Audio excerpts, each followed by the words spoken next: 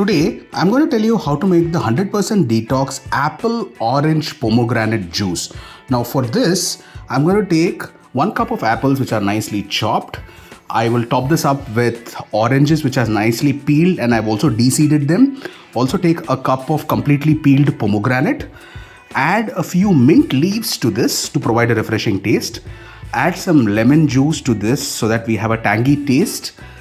We will then top this up with some salt and also add enough water so that we submerge all of these fruits. It's now time to grind, and then I run the juice through the sieve so that all the hard particles come out. I will then top this up with some honey. Honey is completely optional depending on how sweet you want the drink to be. I will add some chaat masala to this and then nicely give this a mix. Now our 100% detox Apple Orange Pomegranate Juice is now ready to be had.